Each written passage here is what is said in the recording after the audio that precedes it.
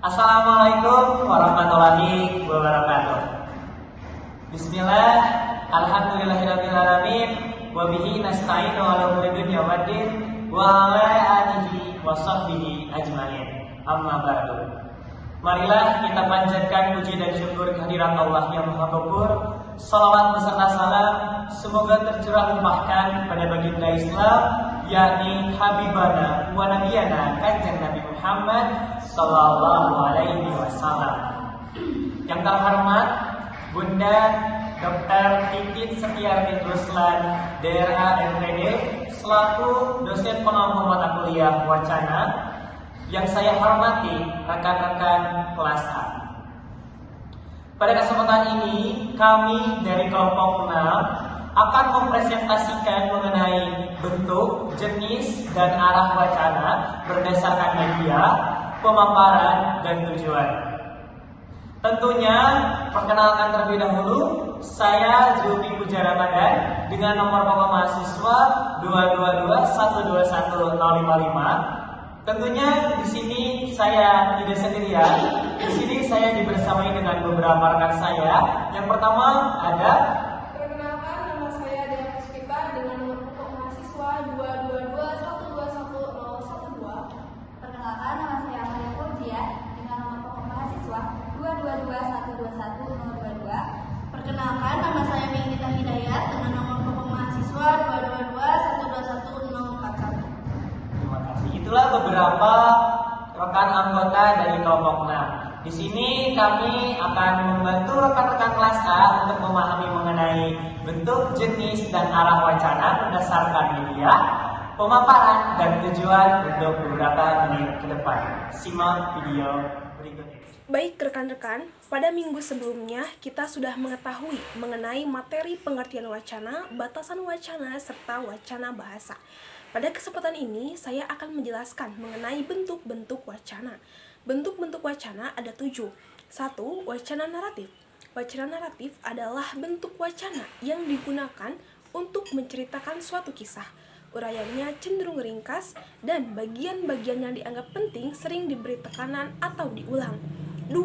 Wacana prosedural. Wacana prosedural adalah bentuk wacana yang digunakan untuk memberikan petunjuk atau keterangan bagaimana sesuatu harus dilaksanakan. Oleh karena itu, kalimat-kalimat dalam wacana ini berisi persyaratan atau aturan tertentu agar tujuan kegiatan dapat berhasil dengan baik. 3. Wacana ekspositori. Wacana ekspositori adalah bentuk wacana yang bersifat menjelaskan sesuatu secara informatif. Bahasa yang digunakan cenderung denotatif dan rasional. Yang termasuk dalam wacana ini adalah ceramah ilmiah dan artikel di media massa. 4. Wacana hortatori.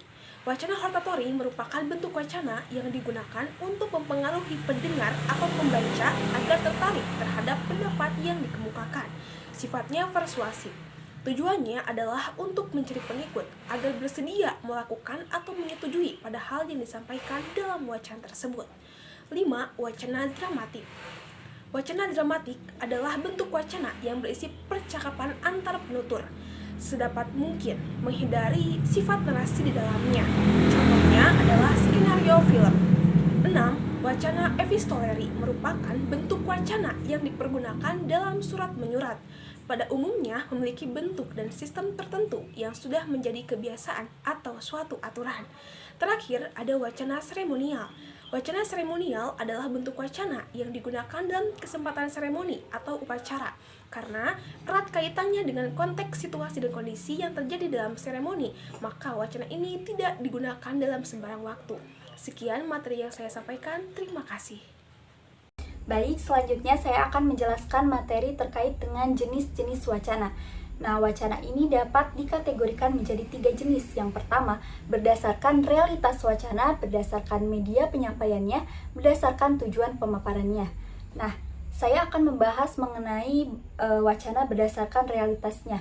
Nah, menurut Jaja Sudarma tahun 1994, menurut realitasnya, wacana ini terdiri dari rangkaian verbal dan juga non-verbal. Nah, rangkaian verbal atau language exit merujuk pada serangkaian tata bahasa yang bersifat lengkap dan juga apa adanya, sedangkan untuk rangkaian nonverbal atau language likes ini mengacu pada serangkaian isyarat atau lambang-lambang yang bermakna atau tanda-tanda yang bermakna, bisa berupa bahasa isyarat. Nah, lalu yang kedua, wacana berdasarkan media penyampaiannya. Nah, berdasarkan media penyampaiannya, wacana ini dapat berupa rangkaian ujaran atau lisan dan juga tulisan. Nah, pada rangkaian ujaran atau lisan ini terdiri dari dua, yaitu monolog dan juga dialog. Nah, contoh dari monolog adalah kegiatan seperti berpidato, ceramah, khutbah, dan lain sebagainya. Sedangkan untuk dialog bisa berupa interaksi antara seorang petutur atau penutur dengan lawan tutur melalui media komunikasi seperti telepon. Lalu adapun jenis wacana berdasarkan tujuan pemaparannya.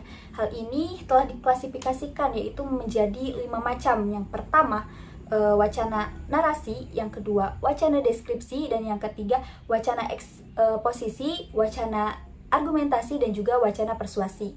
Nah, yang pertama, wacana narasi. Nah, dalam istilah asing bahasa Inggris yaitu narration, berarti menceritakan. Nah, pada hakikatnya wacana narasi ini bertujuan untuk menceritakan suatu peristiwa ataupun serangkaian peristiwa yang diinterpretasikan oleh penulisnya melalui karya tulis.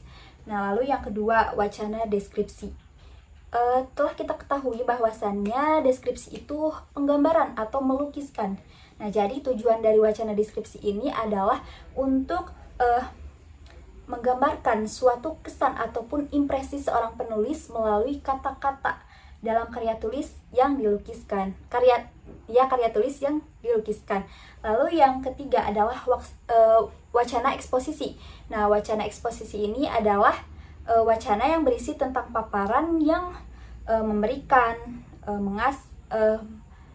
mengasah ataupun menguraikan, mengungkap suatu penyampaian informasi tanpa adanya suatu desakan ataupun paksaan dari seorang penulis terhadap pembacanya. Lalu yang keempat adalah wacana argumentasi. Nah, sedangkan wacana argumentasi ini adalah wacana yang berisi tentang paparan yang berupa alasan-alasan ataupun pengintesisan pendapat untuk merumuskan suatu simpulan. Nah, wacana argumentasi ini bertujuan untuk menemukan titik kebenaran atau mencari suatu kebenaran baik terhadap gagasan, konsepsi, dan lain sebagainya didasarkan oleh data dan juga fenomena-fenomena keilmuan. Lalu yang terakhir, wacana persuasi. Nah, wacana persuasi adalah wacana yang bersifat berdaya bujuk.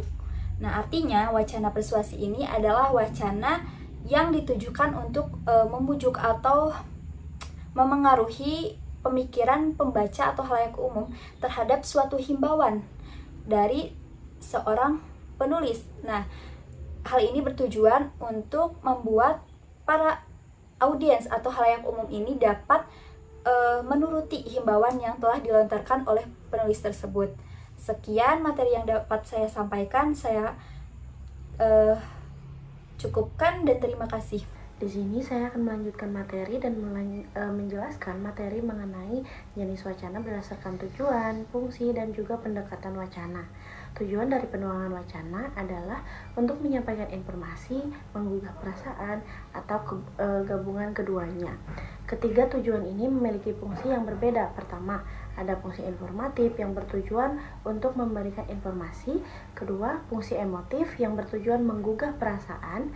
Dan ketiga, fungsi informatif emotif yang merupakan gabungan dari keduanya.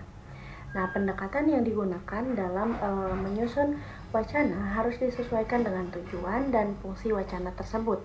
Untuk tujuan informasi, pendekatan faktual bisa digunakan, di mana penyampaian pesan berfokus pada fakta-fakta yang ada. Untuk menggugah perasaan, Pendekatan imajinatif atau fiksional lebih tepat digunakan karena pendekatan ini mampu menyentuh emosi audiens. Sementara itu, jika wacana bertujuan untuk menggabungkan informasi dan emosi, pendekatan yang digunakan adalah faktual imajinatif yang mengkombinasikan elemen fakta dengan unsur kreativitas. Nah, Halliday pada tahun 1978 menyebut fungsi wacana ini sebagai fungsi tekstual. Ini merupakan salah satu dari 3 fungsi utama bahasa. 2 fungsi lainnya adalah fungsi ideasional dan fungsi interpersonal. Fungsi ideasional ini digunakan ketika kita ingin menyampaikan tujuan yang informatif. Artinya, fungsi ini terkait dengan penyampaian informasi atau gagasan. Fungsi interpersonal ini digunakan dalam berinteraksi sosial atau komunikasi sehari-hari, di mana kita saling bertukar pesan dan berhubungan dengan orang lain. Sedangkan fungsi tekstual berhubungan dengan bagaimana kita menyusun wacana secara apik, koheren, dan kohesif, dan memiliki kesinambungan sehingga wacana dapat dipahami dengan mudah. Nah, ketiga fungsi ini saling melengkapi dan juga membentuk kerangka bahasa yang kompleks, sehingga komunikasi menjadi lebih efektif baik untuk menyampaikan informasi, menggugah perasaan, atau keduanya sekaligus. Sekian pemaparan materi yang dapat saya sampaikan. Terima kasih. Pada kesempatan ini, saya akan menjelaskan mengenai arah dan sifat pembahasan wacana. Arah dan sifat pembahasan wacana pada hakikatnya merujuk pada usaha memahami bahasa dalam penggunaannya secara situasi sosial dalam pemakaiannya. Jadi, dalam arah dan sifat pembahasan wacana ini merujuk pada konteksnya, sesuatu hal yang dituju oleh si penutur, seperti itu, penutur ataupun petutur. Nah, pada arah dan sifat pembahasan wacana ini meliputi 3 aspek wacana. Yang pertama ada aspek wacana monolog. Aspek wacana monolog merupakan wacana yang disampaikan secara sendiri tanpa melibatkan orang lain. Contohnya saja pidato ataupun ceramah. Nah, untuk yang kedua ada wacana dialog. Wacana dialog merupakan percakapan antara 2 orang. 2 orang ya. Antara 2 orang yang memang menggunakan bahasa secara tadi berdasarkan konteksnya. Seperti itu. Contohnya saja ketika kita dalam telepon ataupun sedang berbincang-bincang dengan teman kita. Contoh lainnya ketika kita diskusi ataupun musyawarah. Nah, untuk selanjutnya ada wacana popilog. Wacana popilog ini merupakan wacana yang dilakukan 2 atau lebih sebagai penutur atau petuturnya. Jadi, contohnya saja ketika kita melakukan debat, kan ada beberapa orang ya. Debat ataupun musyawarah akbar dengan kegiatan-kegiatan yang memang bersifat menyeluruh secara banyak orangnya. Nah, seperti itu, banyak orangnya, audiensnya banyak. Jadi tadi secara arah dan sifat pembahasan wacananya itu merujuk pada situasi sosial dalam pemakaiannya. Selain itu berdasarkan konteksnya, apa yang memang menjadi tujuan si penutur. Seperti itu, teman-teman, dalam arah sifat dan pembahasan wacana. Terima kasih.